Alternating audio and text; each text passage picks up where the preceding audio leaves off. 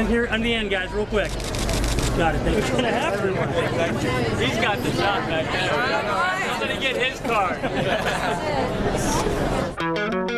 Hey, Bug. Don't be back late. I know.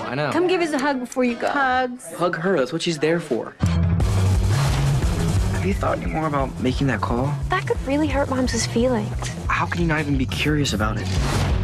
Each of my moms had a kid with your sperm. Liking both of them. Uh-huh, like in gay. Right on. Cool, I love lesbians.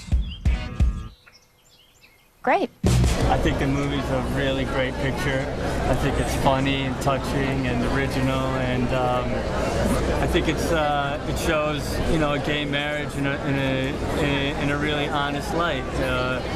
These people are no different than us. They're struggling with the same thing as heterosexuals. They love their kids the same way, and I've had the good fortune of knowing a gay couple who lived on the street from us, and they had a son, and my son played with him, and all the times he was there, he never came to me and said, "Hey, Papa, why does he have two papas?" Because their house is exactly like mine. That's right. They love their kids exactly like I love mine. They care about them the same way. They discipline them the same way. They put them in school the same way.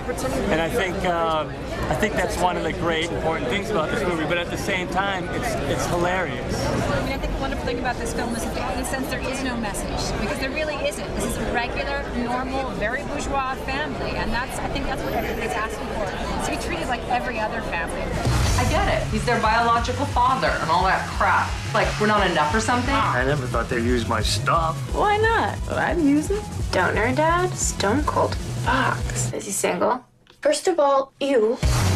You met him, and that's cool. And now we can move on. I want to see him again.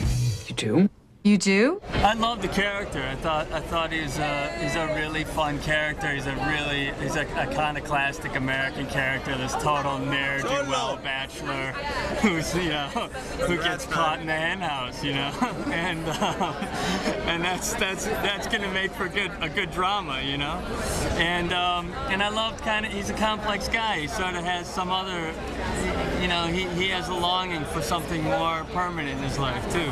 I couldn't have asked for a better cast. They just, you know, are beautiful people outside of their professional roles, and I have huge affection for every one of them. I think they brought their own little magic trick to the movie, and it's just one of those things that it becomes sort of beyond you. You know, people do their thing, and it's what you hope, but it's beyond what you hoped. I guess what really brought me to the project was the fact that, you know, it's not your typical mom and dad. You know, there's a gay couple, which I think was really cool to see. Because most movies that you see are just mom and dad.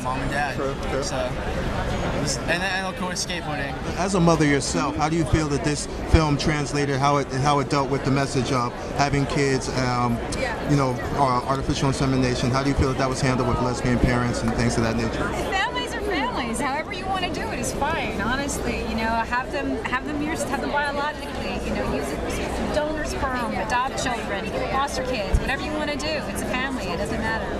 So great to meet you. Go easy on the wine, hon. It's daytime.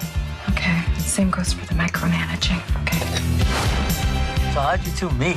I was a resident, and Jules had an emergency. My tongue was numb, And I told her to relax. and then my tongue started working again. Oh my God.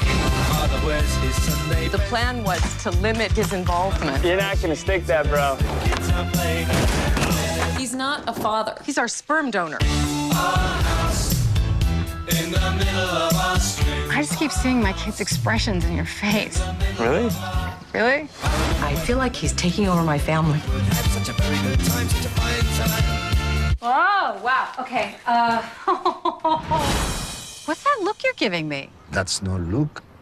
That's just my face. And so with the lingering specter of Prop 8, when you guys were making this film, did that have any part in actually getting in the way of this film or any way of how you wrote the characters? Or? No, you know, I think our agenda wasn't, we didn't have an agenda. I mean, it really wasn't political. We did at a certain point recognize, wow, this is interesting timing, and this is, you know, this is probably good timing, because this is kind of in the popular imagination. People are thinking about this. There's a lot of conflict around this. Right. Maybe it's a good time to show really just how plain this kind of life is. You know, the one really interesting statistic is that 75% of America thinks that we should repeal Don't Ask, Don't Tell. 12 years ago, that was 30%.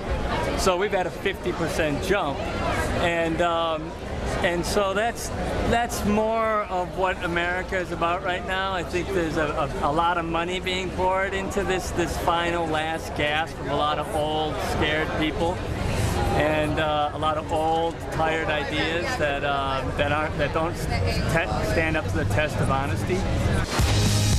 Driving home on a motorcycle. This is something I just never allow. Mom, I'm 18 years old. I've just felt so far away from you lately. Why'd you donate sperm? It just seemed like a lot more fun than donating blood. Hey, I'm glad I did. Marriage is hard. Two people, year after year. Sometimes you stop seeing the other person. To an unconventional family.